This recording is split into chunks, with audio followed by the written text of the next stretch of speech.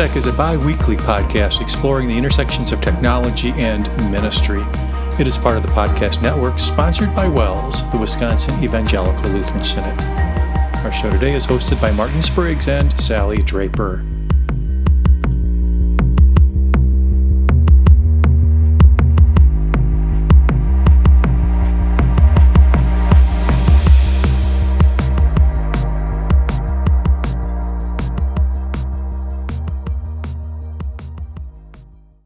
Hello again, everybody. Welcome back to WELSTech. This is episode 773.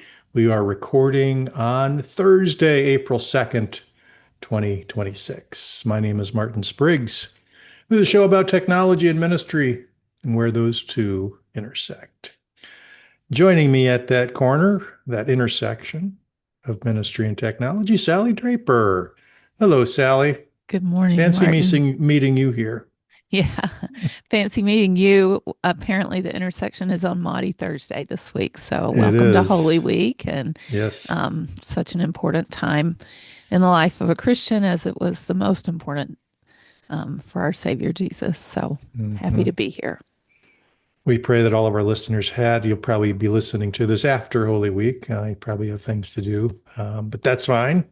We are glad that you tuned in and are listening to us talk about technology and ministry. And if you've been listening for the last 6 months, you've probably been hearing us talk about AI pretty consistently. And that's because everybody else is talking about AI. And we're trying to find those niches, those corners, those pillars of interest that affect ministry, and how AI can be an aid, an assistant, an intern, whatever you'd like to call your little AI friend or friends. And we are trying to focus on one particular feature, maybe is the best word for what we're going to talk about today. And we'll just call it, because each of the AI platforms calls it something else, we'll call it workspaces.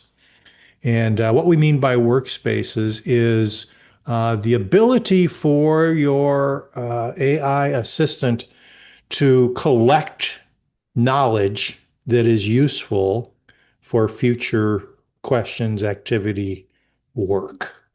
And they do it a little bit different way, and they do it with different tools that are named a little bit differently, but they all do it, which is probably our clue that they find that this is a sought after feature and something that's useful. And me, from personal experience, can agree with that it is helpful to create these little corners of AI knowledge so you don't have to start fresh every time you begin a conversation.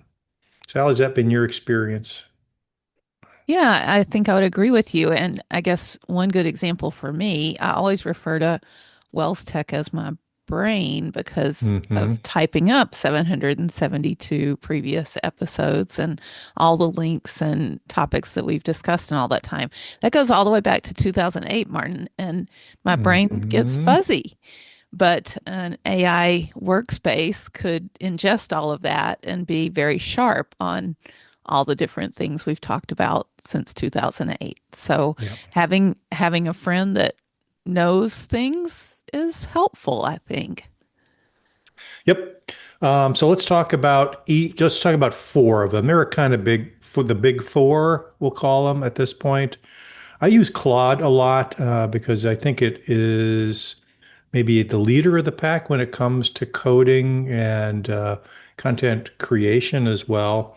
But I think all of them probably do a credible job in what we're asking them to do. So Claude calls these workspaces projects, as does ChatGPT or OpenAI. They call those projects as well. Google Gemini, I know a lot of people listening to our podcast probably use Gemini because it is part of the Google experience and comes with workspaces. And what Claude calls projects, they call gems, just specialized agents or specialized collection of content. And then finally, Microsoft 365, which we also use here at the Senate office, Copilot has what's called Copilot notebooks, where you can gather all kinds of things. So the way I'll explain it the way Claude does it, because I'm most familiar with that. It will allow you to write up a set of instructions. So you kind of give it the basics. You can even have Claude help you or your AI help you write up these instructions. So you give it very specific things. So for instance, I have a project called WELSTech. And you were referencing, the usefulness of having the AI be very comfortable with our content. So I point it at obviously our show notes page, but I also give it things like, here's the typical format for our show notes. Here are some guidelines for, let's say, writing a show notes or a show summary, or for naming a show. We will often use, or I'll often use, AI to give me a list of possible names of a show based on the show notes or based on actually the transcript. And that's another thing that you can do with a project is you can say, when you get a transcript, so I'll always give it the whole transcript, which Zoom gives us. We're recording in Zoom, and it gives us I think it's a VTT file, and it will read it. You could also give it an audio file and it would do the same thing, but we've already got the transcript, so I give it to it. And then I tell it, this is the typical format. So we start with an intro, we have a topic, sometimes we have an interview. So I give it all the things that I want it to pay attention to, and then it is essentially ready to answer questions or do work on my behalf. So you can also give it files. So we've written a book in the past. So I've uploaded the book we wrote, and other things that are maybe good assets for it to have at its disposal when we are chatting. So that's a great example of, a very singular topic, and you want to just kind of think about these things, but not the universe. But these are the important things. So does that make sense, Sally?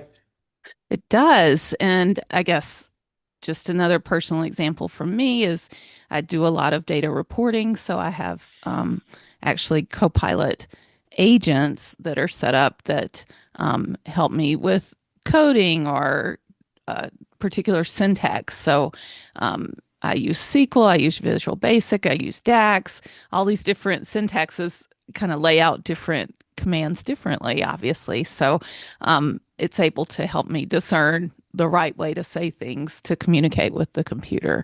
And I don't Mhm. have to tell it every single time, I'm using XYZ and I need to accomplish this, in the context of our church data or whatever. It allows me to ask questions without having to give it context all the time. Mhm. It's kind of like the difference between a substitute teacher and the classroom teacher who has all the lesson plans, has built the lesson plans, knows the students, knows what the classroom rules are, and can go dig right in versus starting from scratch and really knowing nothing other than just a few bits and pieces. So there's a big difference. Hmm. So let's talk about some use cases from, let's say, ministry position perspectives. So let's say you are a school principal. How would you use Claude Projects or Gemini Gems or all any of these workspace tools? So what I would do, and I can kind of relate this to other stuff that I do in a church context. If I were the principal, what you could do, upload all your handbooks, all your curriculum material, school calendar, newsletter archives, relevant emails or conversations, faculty meeting notes, just the stuff that matters that you might want to refer to as you're building stuff. Could be all of your policies, or so you're writing a new policy and you want it to kind of have the same flavor and format as your current ones. So if in your project you have all that stuff already, you're one step ahead. You don't have to kind of tweak it to kind of get it to right where you are. You can say, use the same format we've used for other policies. So that's one example. Yep. And giving it some specific instructions allows it to perform kind of in the same lane as things you've done elsewhere. So, an example might be you're telling it how to behave.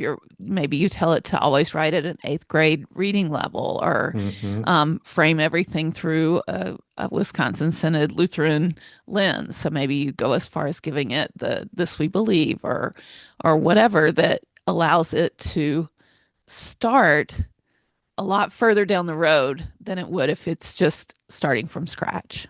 Yeah. One thing that Claude does, and I'm not as sure that the others do this, maybe they do in some way, shape, or form.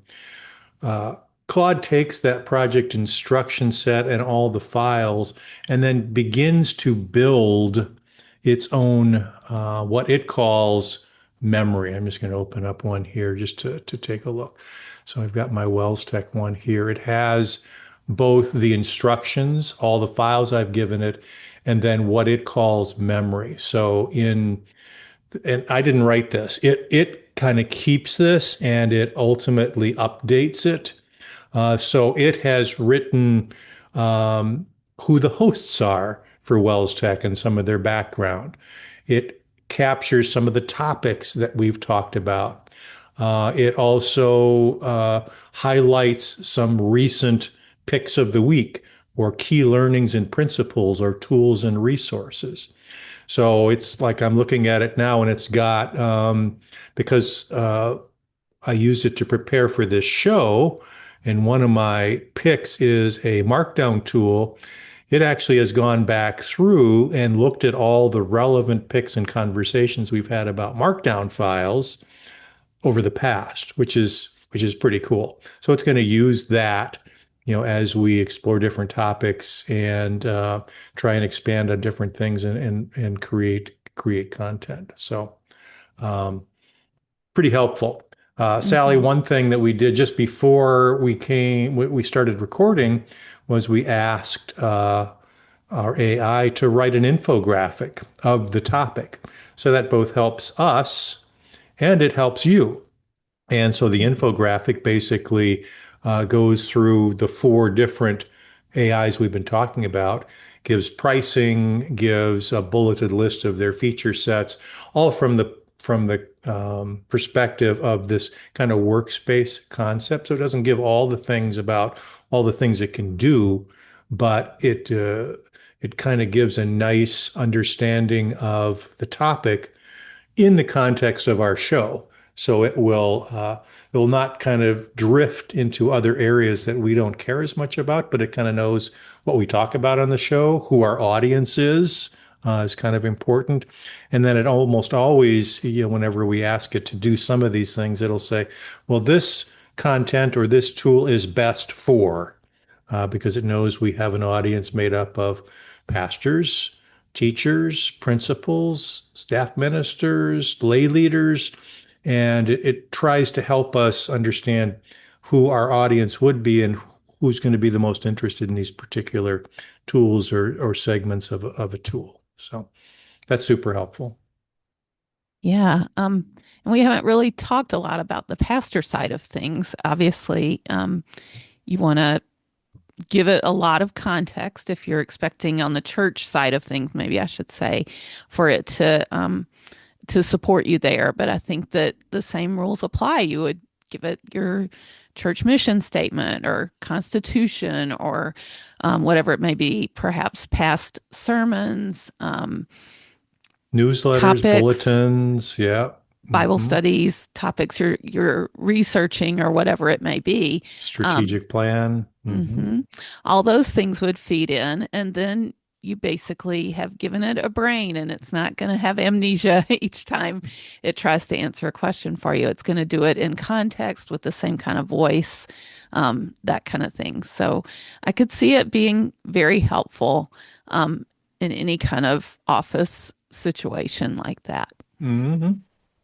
Um, One advantage that GEMS has, if you're a Google Workspaces organization, is you can point it at Google Drive content. So all the others, for the most part, you are, well, maybe Copilot would be an exception, but all the others, you're basically uploading files and those are essentially static. But for GEMS, for instance, if you've got a school handbook that gets updated every year, it's going to suck in the latest content rather than the static content that you uploaded. So it's going to go out and say, oh, you've got a new handbook version on Google Drive. I'm going to use that instead. So it kind of becomes a kind of a constant synchronized tool for the latest and greatest versus you having to do any maintenance. It kind of does the maintenance itself. So that's super helpful. And pricing wise, technically it's the least expensive because it comes along with Workspace. If you are a Workspace user, it's not an add-on cost in comparison to the Microsoft side. If you have Microsoft 365, you have to pay over and above that licensing $30 per user per month. So pricing wise, Google definitely has an advantage there. Hmm. For sure. Um, so just a couple of other use cases, and they don't all have to be related to your profession, but for me, obviously, a lot of them do. I have one called Lutheran theology. So I pointed it at the Lutheran Confessions, Luther's works. I've uploaded other, This We Believe, some content from, truly good Lutheran sources. So it's kind of the project I plan if I've got theological questions or I'm exploring devotional illustrations or Bible studies. That's kind of the place I go to because it's going to restrict or create boundaries. Now, obviously, it's not foolproof, so you're going to want to vet it and check it. But it's a better starting place than just kind of the wide open prompt that Mhm. you would get with a ChatGPT or Claude or whatever. Um, a couple other use cases. I mentioned WELSTech, the WELS AI Task Force. I have a project just for that. So all of our meeting notes and discussions and documents that we've created in our charter are all in there. So it kind of gets us. So that's a good starting place for work there as I'm crafting agendas or other content material. The synod's Christ through us long range strategic plan is a great example of a project. So we keep a lot of our work in Trello. So what I have done is in the instruction set, I give it the outline of the Trello board. And when I do an export from Trello, it knows, what a list is, and it knows what a card is, and it knows how we're using goals and objectives and where the KPIs are and all the formatting that we use there. And when I want a quarterly report, I ask it to do it in this format, so I don't have to kind of go through that each and every time. Um, for church work, obviously, that makes a lot of difference here too. If you're on a church council or you lead a church council, you can throw a lot of different content at it. Or even personally, I've got a project called Home. So all the things related to my house. So maintenance Mhm. contracts and um, schedules for changing the air filter and versions of that and things that I've had done and who to call for different things, contractors that I've used in the past. So it kind of knows, and I'm building this as I go, all the things about my home and what is involved with kind of home maintenance, and then it becomes very much more knowledgeable and kind of can help me with scheduling, can help me with reminders, can help me with who to call for what. Um, those kinds of things are super helpful. So that's just Yes. an example. Sounds really amazing. So it seems to beg the question, what's the downside? Where's the challenge here? And I think um, it can do so much for you, but your brain and your discernment still have to be the bottom line. Hmm. So if you're using it in the ministry setting, if you're using it in a home setting, for me, I look at it and go, wow, that's really amazing. But obviously, this is not in line with what I want to think or do or say. It almost makes your job easier to identify where things fall off the rails and stuff because that's what you have to do. You always have to use your discernment, your judgment. It shouldn't make the final decisions for you. It's not the same as pastoral care or teacher evaluation. It is an assistant. And Hmm. God's blessed us with an assistant, but we have to keep it in its proper place. Yep. And it's not a no energy or set it and forget it kind of scenario. I mean, there is maintenance. There are things that you need to craft for it, and the better you craft it, the better the results will be. Um, but even when you get what you feel are good results, there's some work there to do as well. That this is not foolproof, and the ability for it to hallucinate or make things up or kind of lead you down the wrong path, you'd almost always want to check sources and Mm-hmm. understand why it is suggesting or providing what it's providing. So it goes without, kind of almost goes without saying these days that Yeah. that happens on a regular basis. So, And transparency is another thing that kind of goes without yep. saying, but you want to, have full disclosure. Maybe a good companion document to every single one of these different contexts that you set up is our AI ethical framework. Um, Which leads us right into our ministry resources it segment, Sally. does. Nicely done. I like it. So, Why don't we uploading bring that that, up on the yeah. screen too? Yeah. So we mentioned this. I don't know if we mentioned this last time, but maybe it was last time. But I'm gonna mention it again. We have a whole section on our show notes site, wellstech.wels.net at wellstech.wels.net/AI. And on that site, there are a number of resources. We've got some sample, um, we've got links to the shows where we were talking about AI, but there's a couple of Google Drive links there that hopefully you will find useful. The first one is kind of just a shared drive of AI resources. And in that are policies, sample policies, and these documents that Sally just referenced. So there is a um, AI framework that we put together from the WELS AI Task Force. There's also a stewardship and risk assessment of AI resources. And then we also just put out a survey summary, WELS AI Task Force survey summary. Back in the fall, um, we asked many of you, I think we even asked our listeners to fill out an AI survey.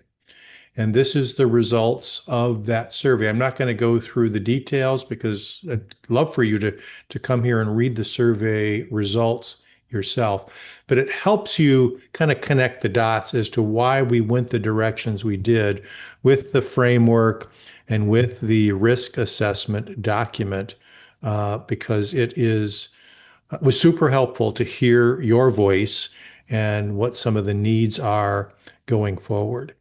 One of the things that we'll be working on as a task force is use cases, or what we'll maybe call case studies of AI uses within ministry context. And that came out pretty loud and clear when we talked about looking, or when we analyzed the results of the survey, that was something that came up a lot. How do we use AI in our particular ministry context? How do I use it in the classroom? How do I use it in the church office? How do I use it when I'm thinking about putting a newsletter together, um, or a rubric? All those things were things that we listened to and hopefully will respond to. And there is a survey form, and I think we put this in the show notes before, but we'll do it again. That Mhm. if you have a any feedback to provide on the framework or the assessment or even the survey summary, please use the form that is available for feedback, and that is going to provide us a more structured way of looking at your feedback and then taking that and making improvements to those documents. So please take advantage of that feedback form that we've created. Yeah, and I will definitely throw that in the show notes. It was 2 episodes ago, Martin, that we shared Yep. that on March 5th. So I'll repeat those links so you can have access to the risk assessment as well as the framework and the survey that accompanies. Very good. So that is our ministry resource. I think we are up to the point in our show where we have our picks of the week. And I'm going to Sallie, talk about something non AI. I'm going to break the good tradition for of this you. show and talk about a hardware pick that I have. And this isn't a new thing for me, it's something that I purchased a while back. It's actually a new printer, an Epson Echo Tank. And I've had it probably about 3/4 of a year. And I just came around to the point where I needed to refill my tanks. So that was kind of a pause for me. You can actually generate some um, statistics about how much you've printed and things like that. So when you buy the printer, it comes with 4 bottles of ink, and you actually have to go through the process of dumping those ink bottles into the printer yourself. It's pretty clean and easy process to do. They kind of latch on to the nozzle that it pours through, and when you're done, you just pull it right off, and there's no ink spillage or anything like that to be concerned about.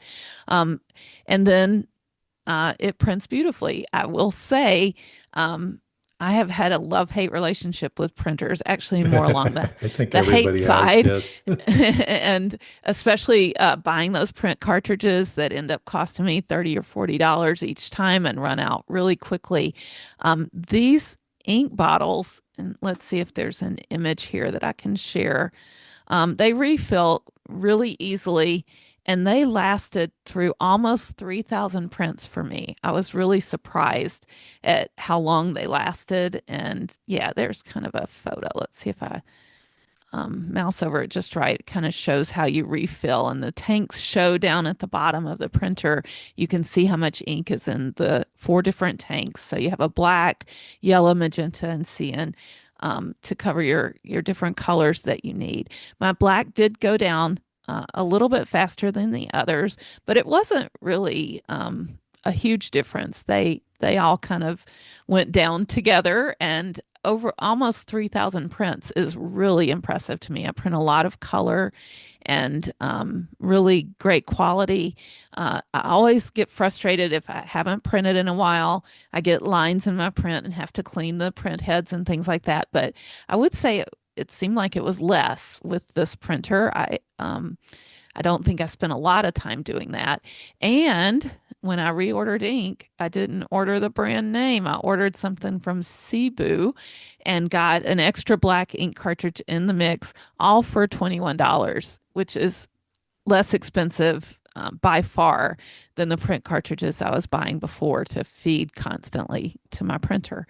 So I've refilled with these inks. I'm happy with them as well. They have great reviews on Amazon and very affordable. So I'm giving this printer probably the best printer recommendation I've ever made because it's a lot more affordable. It's easy to use. I'm actually considering buying a second one and putting sublimation ink in it so that I can do sublimation printing, which is easy to iron-on to t-shirts, and also even wood, I've heard. So I'm real into the wood side of things now, and I'm going to try some sublimation printing onto wood at some point. So um, really am happy with the Epson Echo Tank series. I think there's several in the series. So the one I have is a 2800, but there might be other features that you'd want that you'd find in other printers.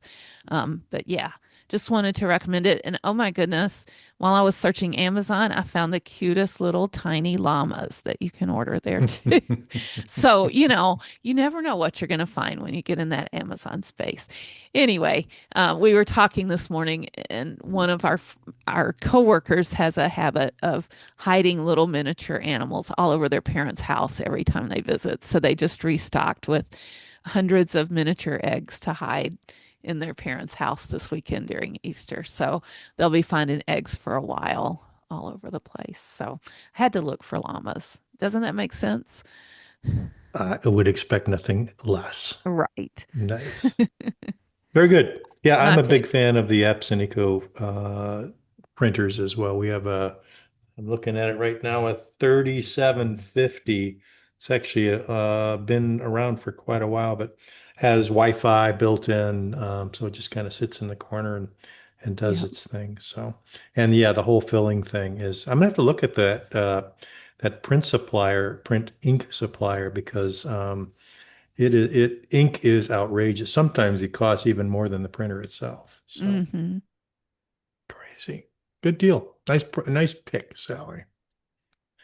All right, my pick of the week. Let me see if I can share. I don't share my screen very often, but I'm gonna give it a shot here. It's a skill that you need to work on. I know, but let's see. Let's go right there. Okay.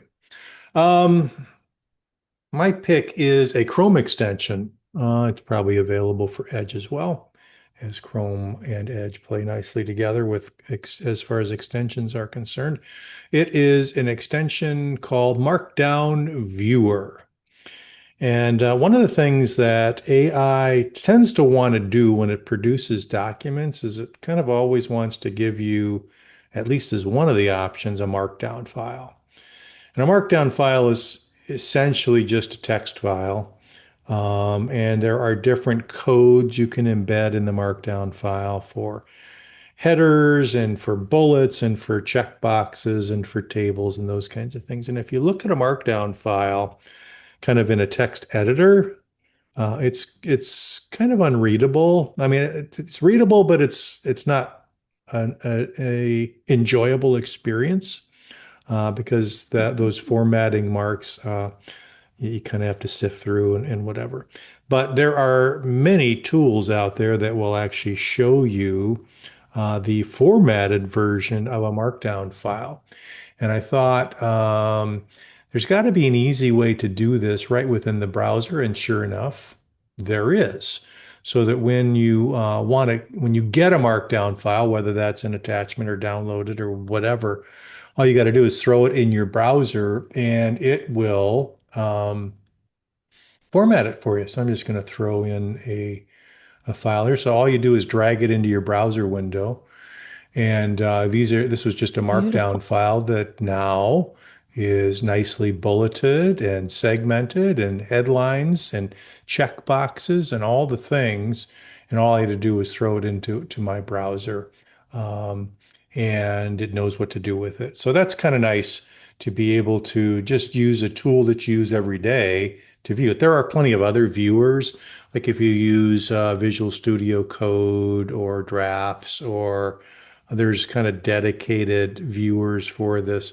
Markdown is the preferred format in Trello, for instance. So you could really just throw it in there as well. But this is super simple. If you get a file, you just throw it in there, and voila, you've got a good formatted version of the file, and you can print it to PDF from there, or whatever you want to do to treat it. So you don't need a separate tool. You just need your browser. So I thought that was worth sharing. Markdown Viewer is free. It's easy to install and configure. There's some good help documentation.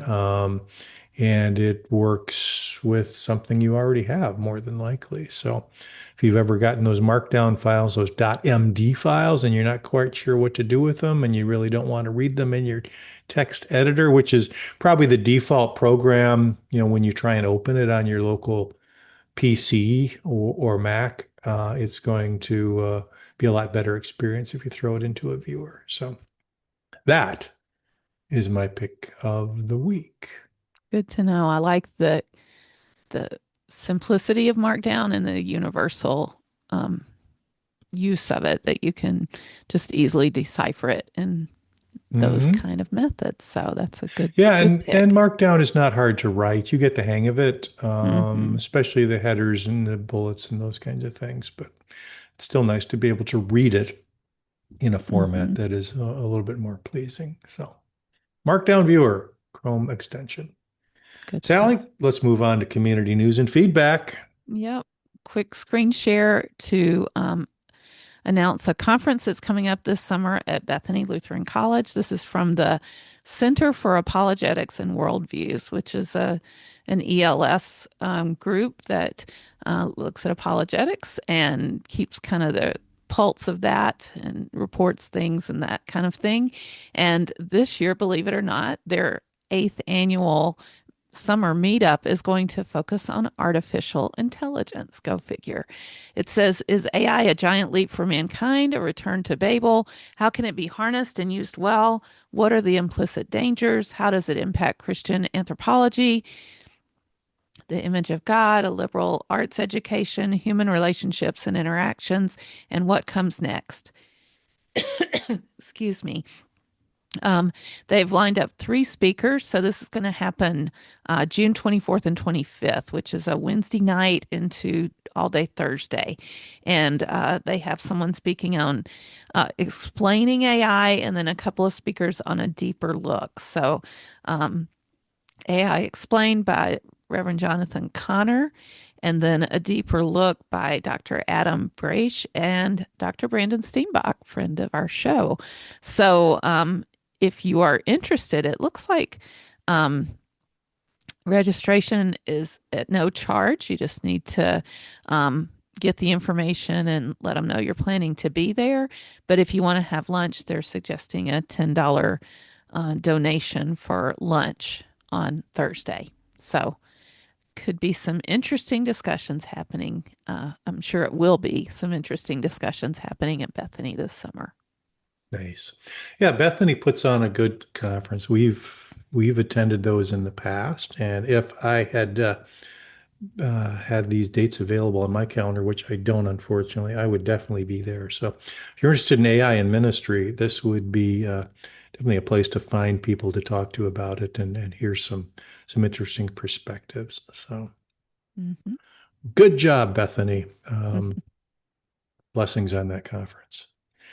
All right, Sallie, that is going to about do it. We are so thankful for our listeners and you coming back. You do have choices, and we're glad that you made this choice to listen to us today. And we'll do the best you can, the best that we can. If you have suggestions for show topics or people to interview, please let us know that. Email us at wellstech@wels.net, and we would be very thankful to hear your suggestions. And as we put together shows, and we've got some changes ahead for WELSTech. We're moving over to a different platform.